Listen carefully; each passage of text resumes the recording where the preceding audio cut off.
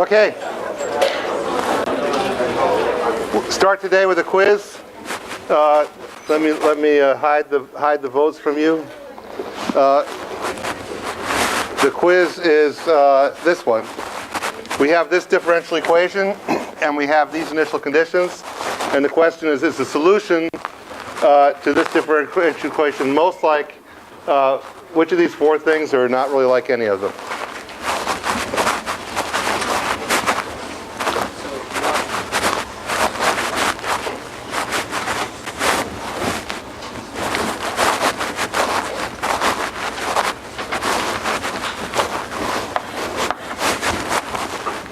Or something like what we'd accept.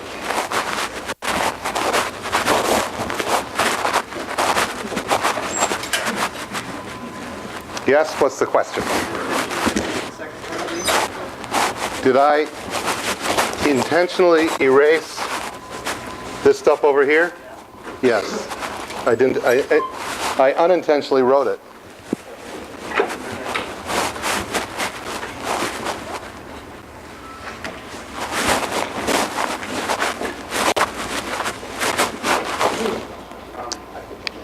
You want to, let's see, are your votes being registered? Now your votes should register.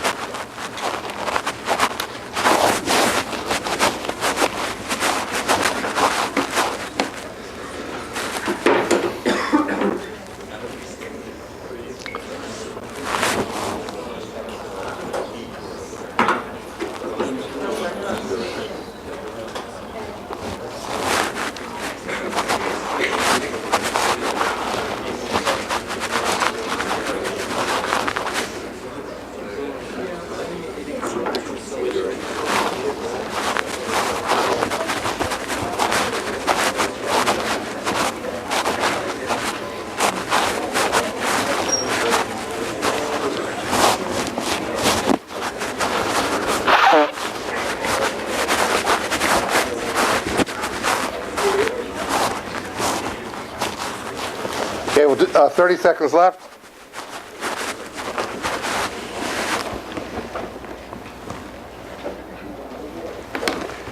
And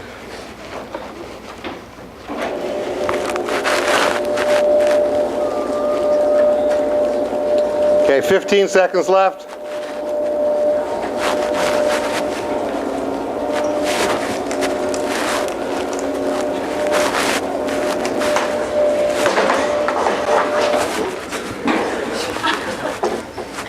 Ten, 9, 8, 7, 6, 5, 4, 3, 2, 1. Okay, we lock up the vote. We look at the vote. And how'd you do here?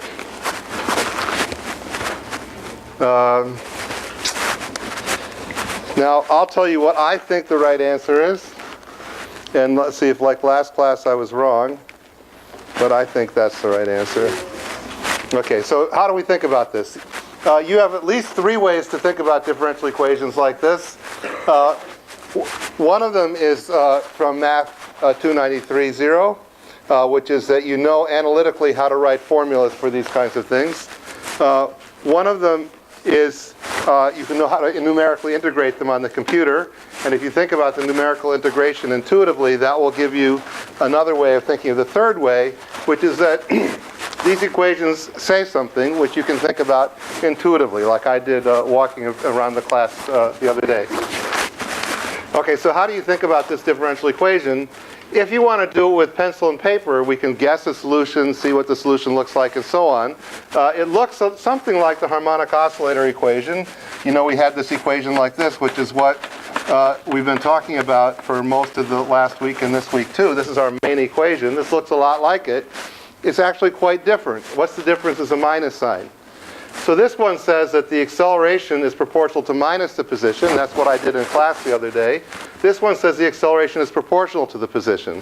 So if you do that cartoon I did in class the other day, where I said, well, I want to see what this differential equation is. Here's the 0 place. I move to this place x. When I'm at this place x, I have a positive acceleration. So if I somehow get here, I accelerate that way. And the further I've gone that way, the more I accelerate that way, so I take off. So given that initial condition, there's 0, here's 1. I start here with a no velocity and a position of 1, and I read that differential equation. It says my acceleration is 1, that way. So I start accelerating that way, and then the more I move that way, the bigger my acceleration. The bigger it gets, the more it accelerates. It grows, the more it grows, and there's English for that. You see it in the New York Times and newspapers. When things take off that way, like, you're in a fight with somebody and somebody says a little thing and that makes them mad, you say it takes off, and there's English for it. It takes off exponentially, right? So the solution of this is exponential growth. So the solution of this differential equation somehow is going to involve e to the t. Now, what is exactly that e to the t is hyperbolic cosine, hyperbolic sine. You can work it out one way or another, and you should know that inside and out. I'm going to skip it now unless you want me to do it. Who would like to see the details of the analytic solution right here and now? Raise your hand quick. Who's happy to skip it? Raise your hand quick. Okay, a slight majority is happy to skip it. But the solution of this is e to the t plus e to the minus t with arbitrary constants in front of it. And you can write that e to the t plus e to the minus t as hyperbolic sine plus hyperbolic cosine.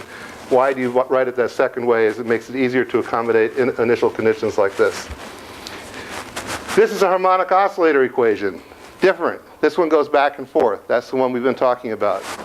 Why do I give this example here is I want to show you that little sign errors have huge qualitative differences in the motion. It's not just a little sign error. It's not even just a sign error. It's a different thing qualitatively. It's not like exponential growth up and exponential growth down. This one is exponential growth. This one is oscillations. Right? Now, in math land, they're not all that different. You can write this as an exponential with complex numbers, and e to the it is cosine plus I sine. But in qualitative land, how things move, this is very different from this one. Okay, any questions about these two so far? Now this one is almost exactly the same as this one. This says x dot equals x. And rather than in this cartoon of thinking about how things work, saying that the acceleration is proportional to the distance, the velocity is proportional to. So that one's really intuitive. If I'm here, I'm going so fast. If I'm here, I'm going twice as fast that way. So if I start here, I move that way, and the farther I go, the faster I go. And that's really the simpler way to think about exponential growth. So that's why this one matches. Now this one looks the same, but it's got a difference in sign here. What's that difference? This says the rate of change is proportional to the minus of how big something is. And this is the needle in a haystack problem is. The smaller something is, the smaller it gets. If you're looking for needles in haystacks, the fewer needles are, the less you find. If you say my velocity, that direction is proportional to how far I am that way, I move that direction, but the closer I get to 0, the slower I get, and I exponentially approach 0. Right? So that's this one. So that doesn't match. And then this one is just I don't know, how well did I do it distracting you? Pretty good. Totally wrong. And then we don't need this one because this one already did the job for us. Okay, any questions about this?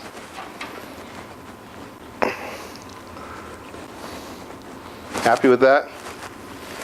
Okay, so now we want to go back to the harmonic oscillator and MATLAB. I close this up.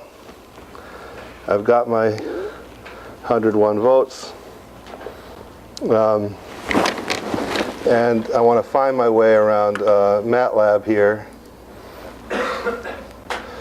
And I realize these things are hard to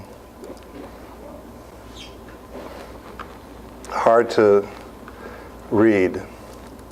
So I'll try to make it easy for you to read. Okay, so the problem we've been working on is this harmonic oscillator problem. So we have this mass connected to a spring, is connected to something over here. We could measure position of this thing with some coordinate I could call y, or we can measure position relative to some equilibrium, which we call x. And then we have this k, and we have this relationship between x and y, which is that x is equal to y minus L0 of the spring. And almost always in simple engineering analysis, you like to use as variables x, which are relative to some equilibrium. You have a homework problem with a hanging mass, which is just designed to confuse you. That is to get it so you can keep straight the difference between measuring relative to an equilibrium position. In this case, the equilibrium position is the equilibrium of the springs. If you have a hanging mass, the equilibrium also takes into account the gravity force. The difference between that and measuring relative to that position. So measuring the absolute position and the relative position. So if we have this thing, from this we got our differential equation, which was that x dot is equal to v, and v dot was equal to 1 over m times minus kx. Right, that's our basic differential equation. That's our harmonic oscillator equation. That's the number. That was distractor number 1 over there on the top, I believe. Okay, so we want to integrate this on the computer, and I'm trying to show you bit by bit more and more sophisticated ways of doing that integration, and I want to show that to you now, if I can.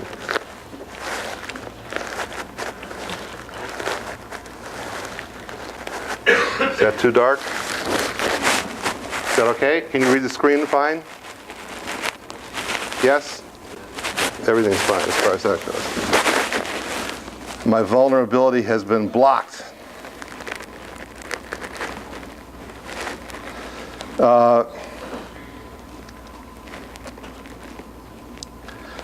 Okay, so let me go back one layer here. Let's see. I lost my command window. Where's my current folder? Okay, so here's how we were doing this integration before. As I said, it says this on the website too, you should understand these methods one at a time, working your way through. So the first time we did this integration, we had this idea that this equation over there is a crystal ball. You can predict the future with it, because if you know the current velocity and current position, then you just go forward one little dt, it tells you the new position, the new velocity.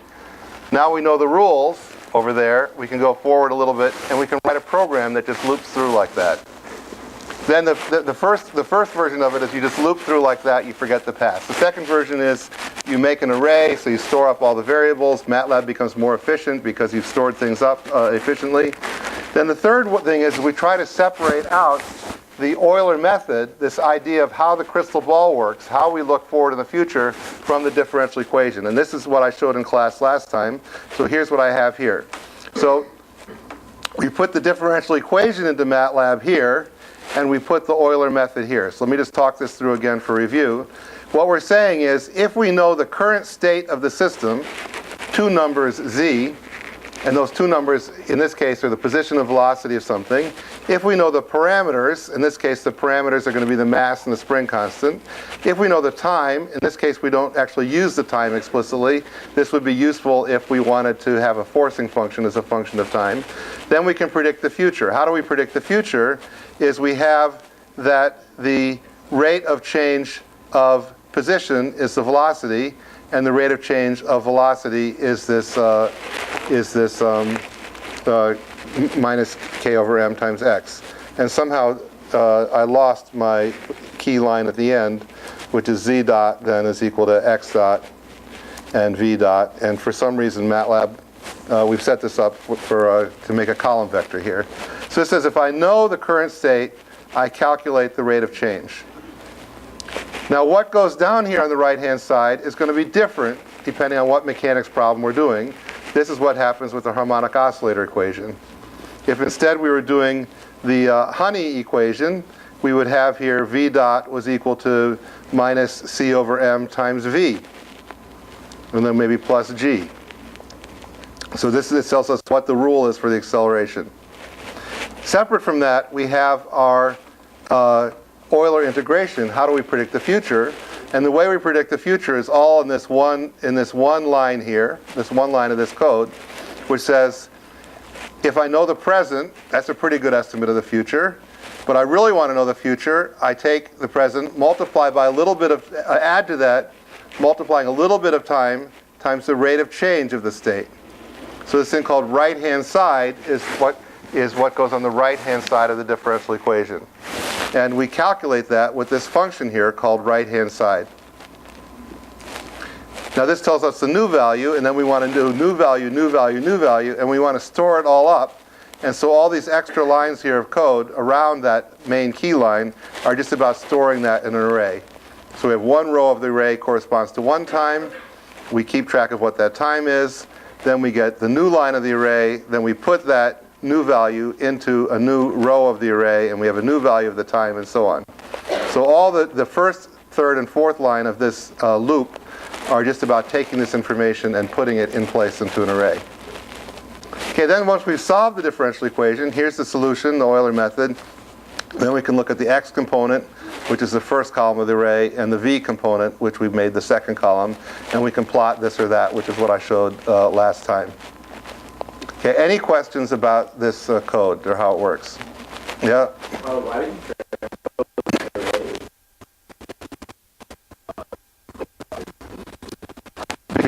you because we're working our way up to a fancy MATLAB command, which has a particular syntax.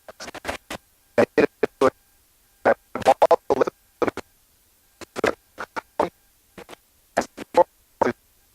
stores those up in a list of rows. I just want to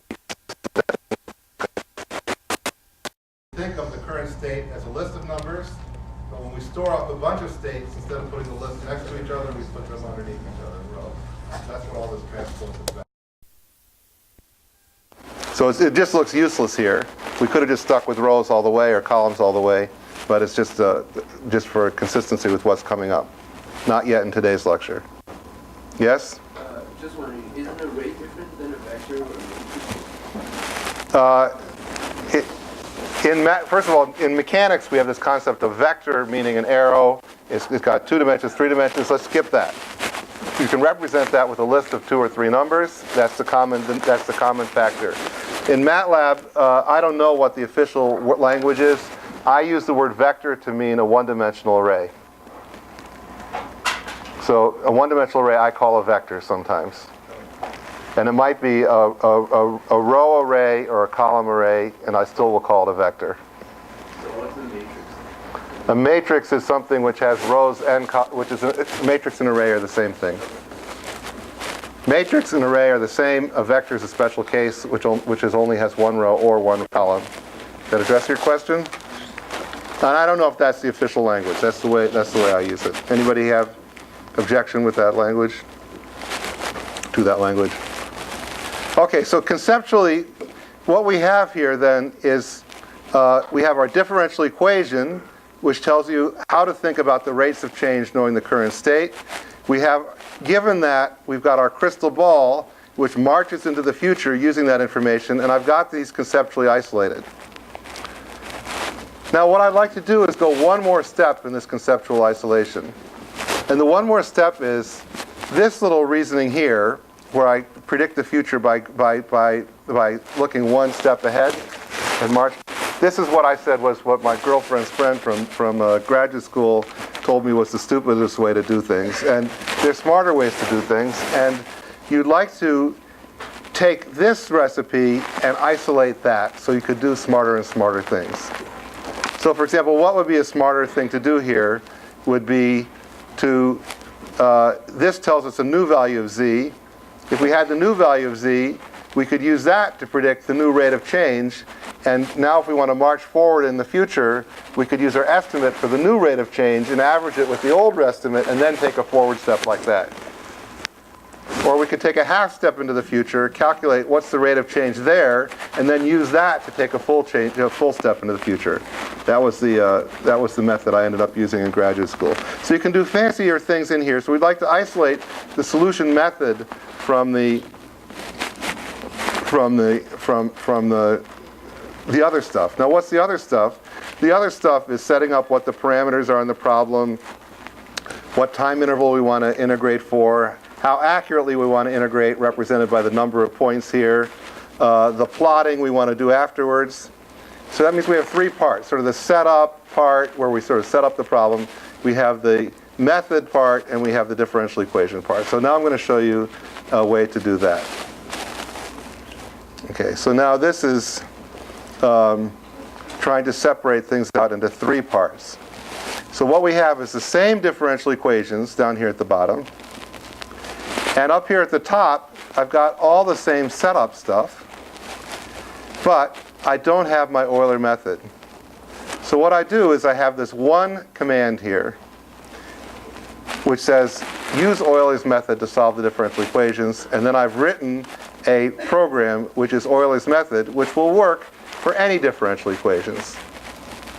So here I have Euler's method for any differential equations. I'll talk it through.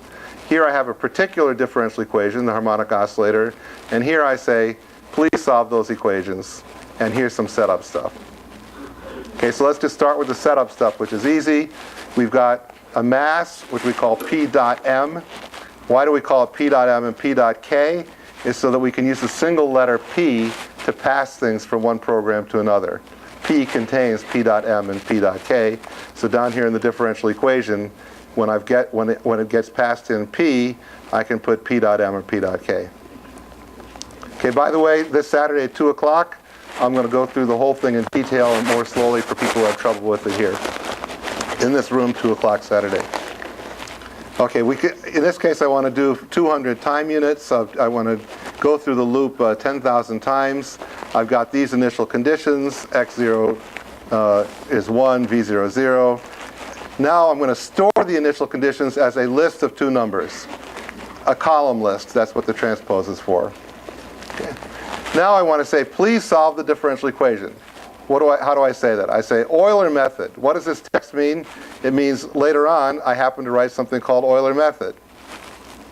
My choice. I called it what I want. So don't be intimidated by that. You can call that George's method, Andy's method, my method.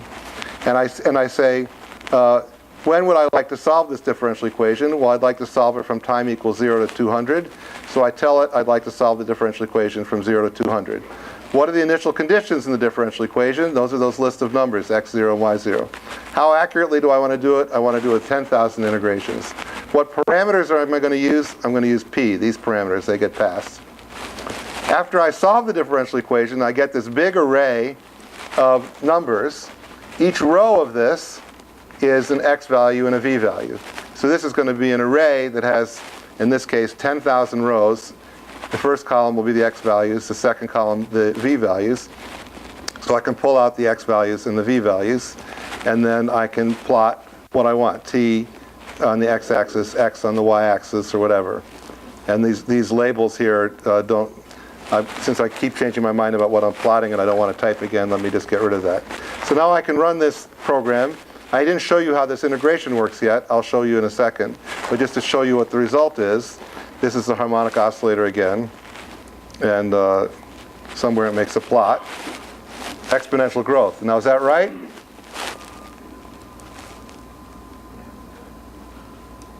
You like that solution? What is that? This is a spring and a mass oscillating back and forth. You don't like that. So what's the problem is that Euler's method is not so accurate. So it's predicting the future, but it's accumulating a little error, and that error is making the motion get bigger and bigger. And if you think about it in the phase plane, you can see why it grows exponentially like that. I can say, let's just take more points, and then I'll get less exponential growth. So it'll take longer to run. And then it's getting closer to steady oscillations. Okay, so what's the right solution mathematically is just steady oscillations. What's the right answer physically would be decaying oscillations, because any real system has a little bit of friction in it, and you expect it to decay. Okay, any questions about the solution? What we're looking. Now this is, a cosine wave, approximately. MATLAB at this point, doesn't know about cosines. It's just the result of the differential equation when you go forward in time gives this curve which looks like a cosine. And it turns out we know these calculus tricks to write a formula for it that turns out to be a cosine. But fundamentally, you want to think about it as a crystal ball that predicts the future, and it's calculus tricks which tell us that the shape of this thing happens to be exactly a cosine. Okay, so now let's go down to the differential equation. Here is our program, our differential equation solver. So we write this differential equation solver. I expect all of you to be able to write this differential equation solver yourself without looking anything up. So it's here for your reference, but you're supposed to know how to do this. Know MATLAB well enough and understand the concept. Okay, what does this program, what does this solver get to work with? It gets to work with the time interval it's got to solve the differential equation, the initial condition for the differential equation, the accuracy, and the parameters that go into the differential equation. How's it going to do it? It's going to call the differential equation, which we're going to call RHS, right-hand side. So the differential equation in this version of this program always has to be called RHS. So it's going to use this information to solve the differential equation. And here's our big thing. We predict the future by knowing the present, knowing the rate of change, going forward in time to get to what happens soon after. Okay, any questions about this line of this code? Okay, so now we want to spit out of this thing the solution, these arrays, a whole list of time values when we have the solution, a list of x values, a whole list of v values. The x values and v values are going to be column 1 and column 2 of something we're going to call z array. So first we need to make a t array, and then we need to make a z array, and we're going to set them all up with nothing in them so that we can fill them in as we predict the future. So to start with, we're going to have a blank slate for the future, and that's these first 3 lines. So for example, we've said that we've got this time interval, t-span, which has a first number and a second number, t-span 1 and t-span 2. And we're going to take that interval and we're going to make whatever n is, say n is 100, we're going to make 100, I'll put 100 here so we can just use it, I can say 100. We're going to make 100 points. And I say 101 because if say that the initial time was 0 and the final time was 100, I've got 0, 1, 2, 3 up to 100, and that's why it's n plus 1, 101. 100 intervals, which was 100 points. And linspace is a MATLAB command which says make an array where the first element of the array is the first number, the last element of the array is the last number, and you evenly space the numbers in between with this many points. So that's the list of times where we're going to have the solution to the differential equation. We've got how big is our time step for our Euler method? Well, that's the length of the interval divided by the number of points, and we can just take the difference between the first 2 points, and that gives the size of the time step. Right? We've got this t array, which is 0, 1, 2, 3, 4. We take the difference between the first 2 times. That tells me how big the time step is. Now the z array, we want to set it all up into being zeros. So this just says we have n plus 1 rows and 2 columns, one for x, one for y. But we also know the first row, that came from the initial condition, z0, and z0 came in as a column vector. We need to make it a row vector to fill in the first row of the array. So now we've initialized the data for predicting the future. Now we want to predict the future. It follows exactly the same rules as the last program. And we break this up into 3 lines, which is first we take the previous, what we knew about the past, the value of z at the last time interval, which was I, what the time was in the past. Then given those values in that time, we can figure out what the rate of change is by calling that right-hand side program down here. And then we multiply by the little time interval, add to the present state, that tells us the new state, and then we make a new row of the array, which is based on that new state. Now, all these 3 lines here, I could have replaced with the single line, just if I want to make this thing look simpler, the single line here. I don't happen to like this programming style, but this just shows that all of Euler's method is just one line inside a loop. And what happens here is I say the new row of the array comes from the old row, here's a subscript I instead of I plus 1, plus h times what I get for the rate of change. How do I calculate that from the current value of the time and the current value of the array and the current value of the parameters? This one line just packs up these three, and this thing still should work with this one line here. And there's my supposedly cosine solution, not very good. It would be better if I put a 1,000 points here and then run it. Then it looks more like a cosine wave. Okay, any questions about this? Now, if you're struggling, I'll spend 2 hours breaking this apart slowly. If you don't understand the structures, you don't understand functions, you don't understand Euler's method, that's what I'll do on Saturday. But anybody who's sort of grasping it, got questions about something about how this is organized or how this works.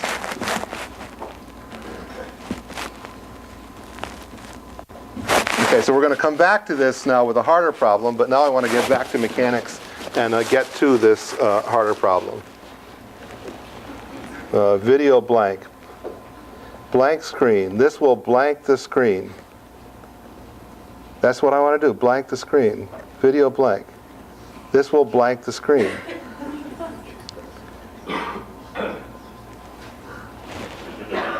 Blank the screen.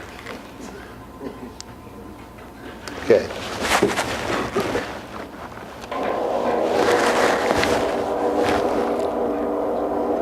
How about that?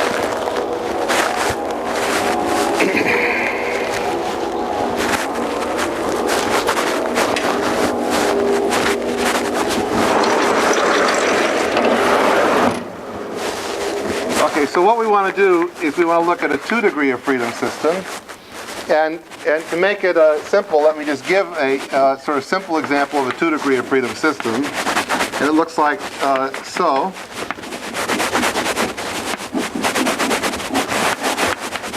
And we could put wheels over here like this. And we could wheels like this. And what we'll do is we'll measure relative to some equilibrium position, and we'll call this x1. And we'll measure relative to some equilibrium position, and we'll call this x2. And we can call this k1, k2, and k3. And here we can put m1 and m2. And if we want to do a problem like this properly, we should take into account the rest length of the spring. Actually, a harder problem than the dynamics problem here is the statics problem of figuring out, if I gave you all of these rest lengths and constants, where is this thing in equilibrium? But once we know where it's in equilibrium, then we do the dynamics in sort of this cheating shortcut way. So what we're going to do is draw free body diagrams. And the free body diagrams are of these two masses. And what we have to work with on these two masses is something which I'm going to call T1, T2. Then over here is the same T2. And then we have over here a T3. And here we have our M1 and our M2. And the basic equation of motion we have to work with is we have linear momentum balance for mass 1, which says that M1 x1 double dot is equal to T2 minus T1. And then we have linear momentum balance for mass 2, which says that M2 x2 double dot is equal to T3 minus T2. So that's all simple enough. The hard part about this problem is just a simple bit of geometry, which is figuring out how the springs work. And how do the springs work is we're going to do, for now we're going to do this cheating, which we're going to measure only relative to the equilibrium. If you want to make this problem sort of easy in your mind, imagine that we've picked all of the rest lengths of the springs so that all the springs have no tension in them in the equilibrium position. Now it turns out the answer you get is independent of that fact. But that's bit by bit over the coming days and weeks, you should see that, but I want to avoid that complication now. So let's assume that in the relaxed position, all the springs have no tension in them. So what is T1? T1 is K1 times X1. That's easy. Okay, then the other one, which is kind of easy, is T3. What's the tension in the third spring? Well, it's the third constant times how much that spring is stretched, which is minus x2. How much is this spring stretched is minus the rightwards displacement of that mass. Okay, and then the hardest one of the two, which is not all that hard, is what is the tension in the middle spring, is how much that middle thing is stretched, which is x2 minus x1.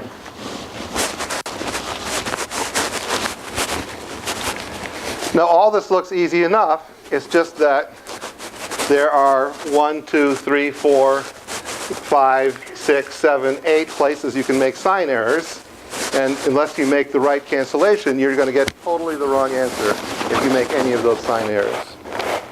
So you have to look at this and understand it well enough so that you don't make those sign errors. Okay, so what do we get? What do we get out of this? We can say, well, then x1 double dot is equal to 1 over m1 multiplied by what? That's the net force on x1, which is this t2 minus t1. So it's k2, and I can just leave it like this, x2 minus x1, and then we have minus k1 x1.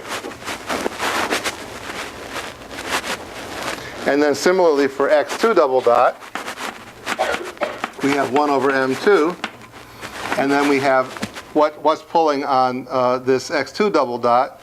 We have a minus k2 x2, and then we have a k2, and then in this case it's x1 minus x2.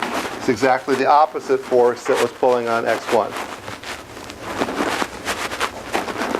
Now each of these we can think of as just the rate of change of some speed or velocity.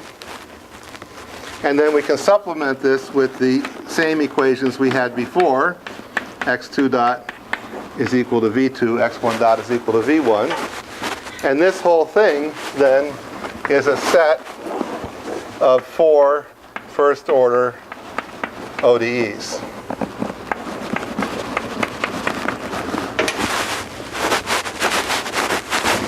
Now, why do we want something like this? Is because the real world is... Go ahead, ask out loud.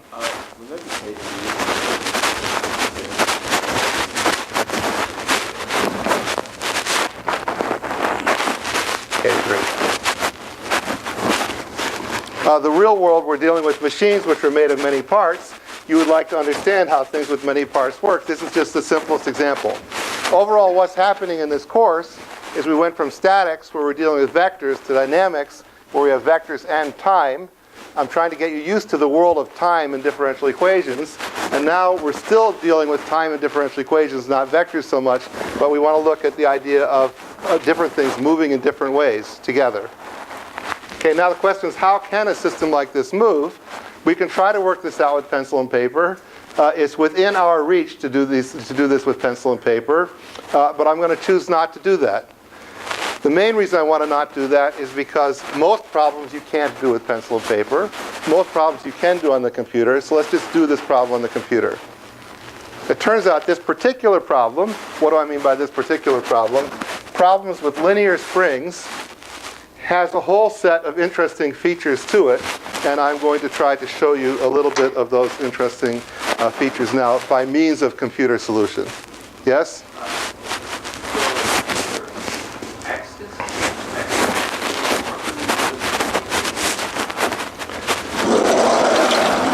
What do I mean by x1 and x2?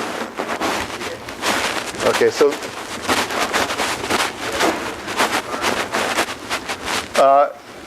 I'm going to, I'll tell you the simple way of thinking about it, and then I'll tell you the fully correct way. The simple way to think about it is this is the point where this point would be if this spring was relaxed, and this is the point right here where this point would be if the spring was relaxed. And I'm measuring the motion of these masses relative to the points where they would be if the spring was relaxed. Okay, that's the simple way, and that gives you the right answer. A more general way, which is also correct, which just takes more thinking, is that if these springs were missized, so that when I put this all together, it was all kind of stretched or jammed together, then what I'm measuring is not relative to the relaxed length of the spring. I'm measuring relative to the equilibrium position of the system, which depends on equilibration of all the different forces. And that also is correct. Why that's correct, you have to do some algebra or draw pictures to work that out. You will get some sense of that in the homework problem which I assigned for Tuesday, which is a hanging mass problem, where I just ask you to pay attention to the difference between where the mass is absolutely, where it is relative to the rest position of the spring, and where it is relative to the equilibrium position of the spring with gravity. Same issues here. Does that address your question? Okay. Altogether, we can think of this set of equations as z dot is some function of z. And this is the thing which I'm typically calling right-hand side. How does that work is I've got this variable z, and I'm thinking of z as being this list of four numbers, x1, x2, v1, v2, and z2 dot is the rate of change of these numbers. How do I know z2 dot? It's a list of four numbers. What list of four numbers is it? This number, this number, this number, and this number. So here we have our differential equation. It's just in the form ready for our crystal ball, which says, if I know these four numbers, I know what the rates of change of all these four numbers are. I can go forward a little bit in time. I get new values for these numbers. Now I've got new values. I know their rates of change. I can go forward in time, and therefore I can predict the motion of this system. Is that clear? Okay, so now I want to take that same code that I just wrote and just change it a little bit. Send to center display. Laptop. Send to center display. Very good.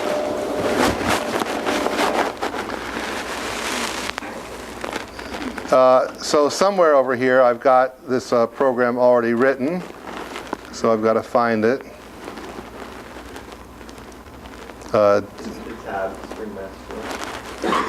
Spring mass 4. I already showed that to you. I want to close this one. I assume I changed it in some useful way. I've got to find my list of file, list of, what do you call it? The working directory. There it is. Okay, normal mode's 1 it's called. Okay, so now this is the same problem on the blackboard. It's almost the identical code I had before, but it's got some changes to it because it's a different differential equation. So here is now the differential equation for this problem that I just showed you. The key line in this differential equation is at the end of it, I tell you the rate of change of these four variables. What comes into it is the list of the variables, the parameters. The parameters we call mass 1, mass 2, mass 3, K1, K2, K3. The Z1, Z2, Z3, Z4 have meanings of X, Y, X1, X2. So I unpack them so I can understand them to write my differential equations. The rate of change of x1 is v1. The rate of change of x2 is v2. The rate of change of v1 is that formula with the springs and the constants showing how much the springs are stretched. Same with v2. And then I can predict the future because I now know the rates of change of all these four variables. Now I look at my Euler integrator. This is exactly the same code I had before. I didn't change anything but one teeny thing in here, which is instead of making this 2 columns long, I made as many columns wide, 2 columns wide, I made as many columns as it needs. In this case, it's 4. X1, X2, V1, V2. Yes? Sorry to go back, but could you explain why, for instance, negative x2? Why T3 is negative x2. So I had these springs in line here. Here, hold up your hand high and hold the end of this thing. There's springs, there's springs, there's springs. So here's x2, and I'm looking at the tension in this spring. Isn't x2 in the middle of the first and second mass? No, x2 is the position of the second mass relative to where the springs are relaxed. Okay, So I marked the origin of that, which is where it would be if the springs were relaxed. The bigger x2 is, the more this spring is compressed. So the tension in this thing is minus the displacement of this mass to the right. The tension in this spring is minus this displacement times k. Does that answer your question? Okay, thank you for the question.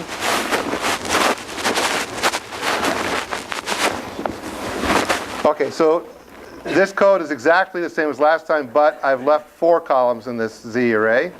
Now, setting up the differential equations, I've got the masses. Let's say both masses are equal to 1. The spring constants, K1, K2, K3, let's just say they're equal to 1 in some units. Let's do this for some small amount of time. A debugging trick for you guys. I noticed you had trouble. Don't try to do everything big and accurate to start with. Make sure your code works so you're not waiting around for it to do the wrong thing. The initial values of x, let's just say they're 1 and 1. So that's the first position and the second position, both displaced to the right a little bit. Initial velocity is 0. All 4 numbers, initial conditions, the 2 x values, the 2 v values here. And then we solve the differential equation, then we plot. Let's plot the first position versus time with this initial condition. The answer is going to be, yell it out.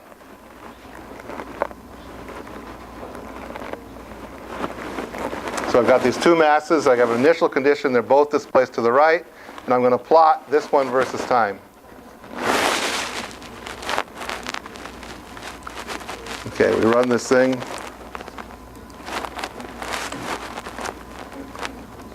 Starting at, ending at, run please. Where's my plot? Plot, window, figure 1. There we go. Now what is that plot?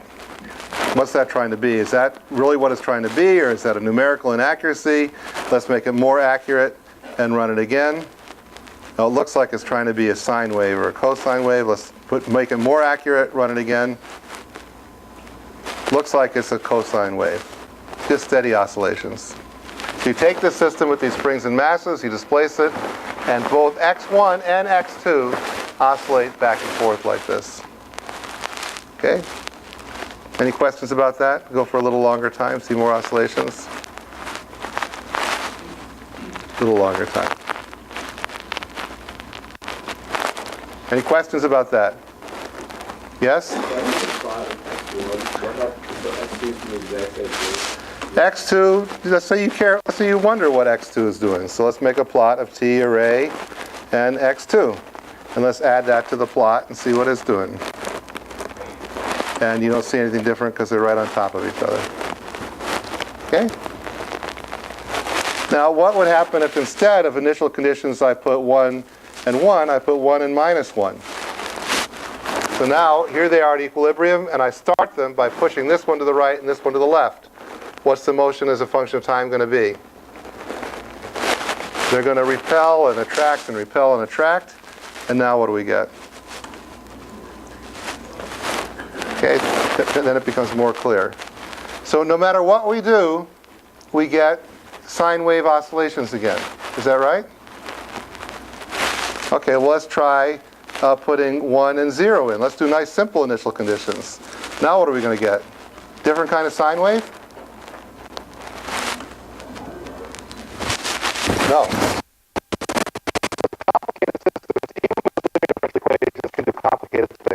This system is not all that complicated. It's just 2 masses. It's as simple as you can get and still have 2 degrees of freedom. Unless you give it exactly the right initial conditions, it does crazy things. Now those right initial conditions are called normal modes. So here's the big fact that comes out of this. If you take any collection of springs and masses, and look at the motion, it always has normal mode oscillations where all the parts move synchronously.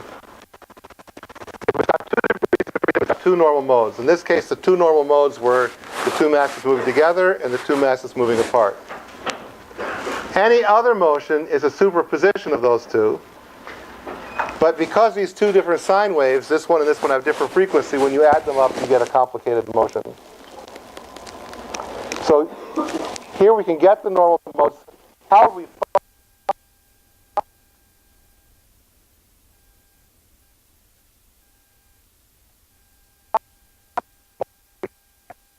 Okay, I'll post this on the web. Thank you very much.